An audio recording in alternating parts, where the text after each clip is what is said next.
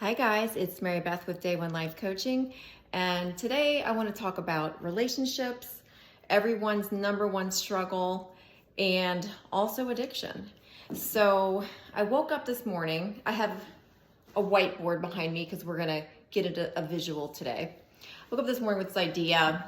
I was thinking about, what is it that really is needed to make love work? Because I think a lot of us think as long as you're in love, it's just going to work out. And that's not the case. From personal experience and all of my studies, my education, my certifications and relationship coaching, on and on and on, all of my clients, it's clearly not the truth. You need more than love in order to have long-term relationship commitment with any type of partner. So what I did is I came up with a little acronym for love. And the things that I believe, and I think you'll agree, are the most important things. And if you are having a hard time in relationships, either making them stick or finding the right person, or, just maybe a lot of long-term relationships, you might be a little bit afraid of commitment because of past things. So all of those things together, I came up with this little acronym. So first thing, make sure you can see, okay. L, what does L stand for? I don't even know if you can see this. Let's use black. We'll go over this in black. Okay, L. You're gonna get to see how messy I write. So L stands, to me, lifestyle. Lifestyle.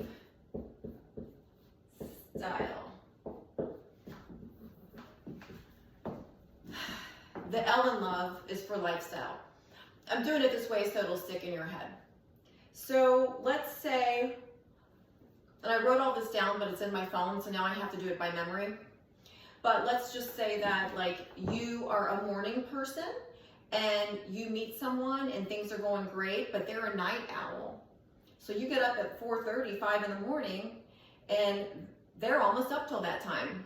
That might not be the best match long term. In the beginning, when we have all, the limerence going on and we're infatuated, that's the infatuation phase, it's cute, right? It could be pretty cute. Oh, he likes staying up all night, and you just kind of don't really care that much about their quirks. Let's call it a quirk. You don't care about their quirks because you're in infatuation. And until later down the road, the lifestyle issues don't really seem to affect you much. Let's say that you're a health nut and you go to the gym every day, but your partner doesn't really feel the same way. They don't have the same lifestyle. That might be fine in the beginning, but later down the road, that could cause some problems, right?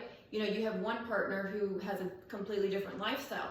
Let's say one person is very adventurous and the other one's more of a homebody. You could see how in the beginning that could be fine, no big deal. Later on down the road, that could become a big problem. One person wants to travel, the other person hates traveling or hates flying, right? They're afraid of planes. Who knows? Those are things that need to be discussed in the beginning extensively. So that's L. Next, we got O. Open heart. I don't even know if you guys can see this, but that says open heart. And what I mean by open heart is, we've all been burned in the past, right? We've all been hurt. So before we can have a healthy relationship, we really need to deal with the past and the things that hurt us, the things that wounded our heart, so that we can actually be in a healthy relationship and heal all of those wounds so we aren't triggered. Essentially, if we don't have an open heart, what's going to happen is we're going to start to see everything as a red flag because we might have trust issues. So we kind of get a little bit bitter, maybe some jaded, and someone else could just be doing completely normal things in their life, but our perspective is skewed because because we still have a closed, wounded heart. So open heart is very important. And guys, everyone deserves a clean slate. You cannot hold your current partner or new partner responsible for things that happened in the past. So that is one thing that is important in order to be in a healthy long-term relationship. And this is both partners. Both partners need to have an open heart. It could also show up as fear of commitment. Okay? So that's the other problem with having a closed heart. So that is the O in love. Next, V.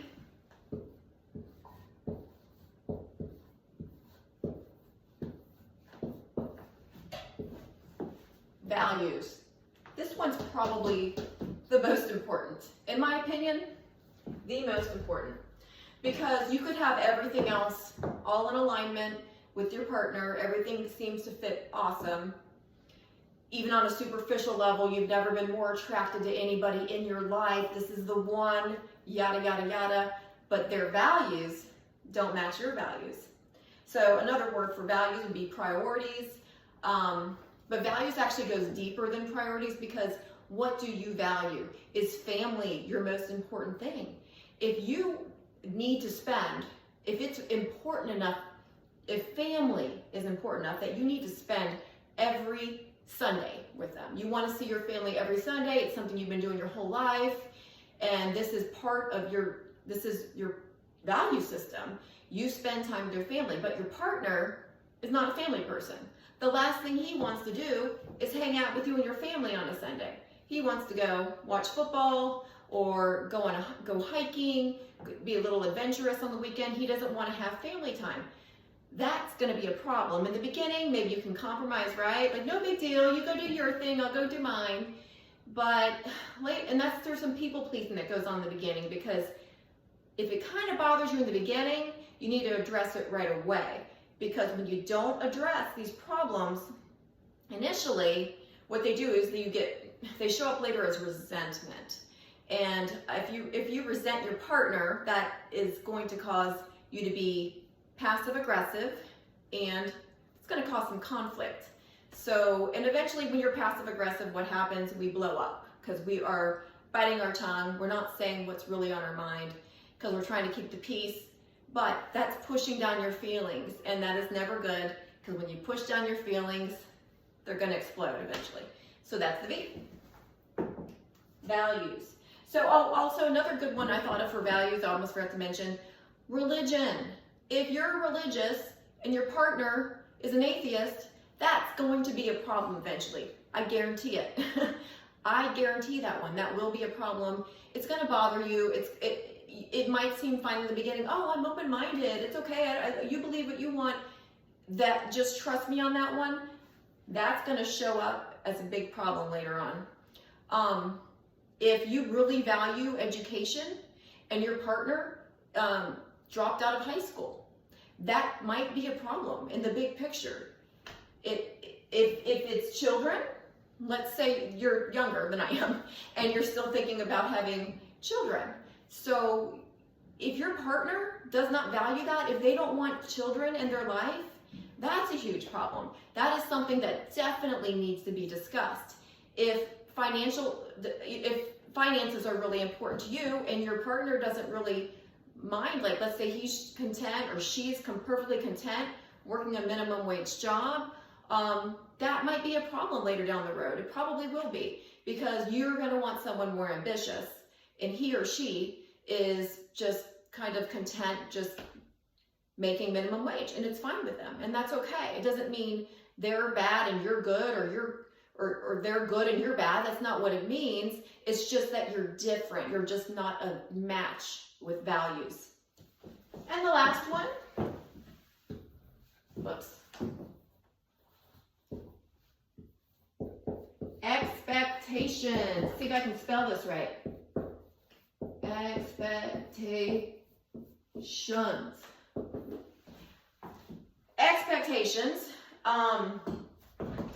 What I'm talking about with expectations is expectations for the future. Okay? Another way to say that is vision. Do you guys share the same vision for your future? Well, I already mentioned kids regarding values, so that would fit in here too. Like if you want kids and she doesn't, or if he wants kids and you don't, I mean, that's a problem. So you got to talk about that. You can't say, oh, well, maybe I'll change them. No. That is going to always lead to conflict and resentment, big problems. So another vision or expectation for the future is going to be, where do you want to live? Let's say you're like me and you're going to be living by the ocean or really close to an ocean, but you're with someone, male or female, who wants to live in the country, in a small town. And or you're a big city person and your partner wants to live in the country.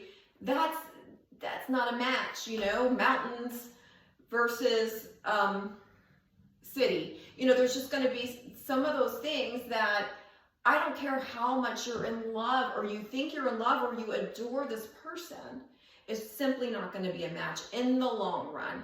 You can have a fine relationship short term.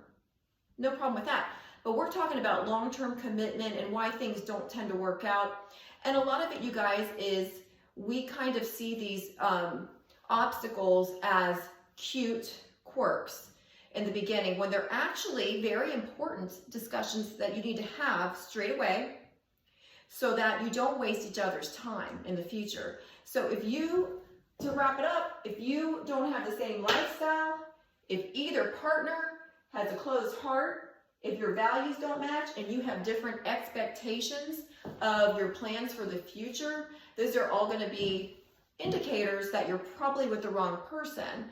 So again, when you meet someone, when you're on a date, be yourself, be authentic. Don't pretend to like everything that person likes. You know, we can actually just save a lot of time, our time and the other person's time, when we're just our true authentic self, straight from the beginning.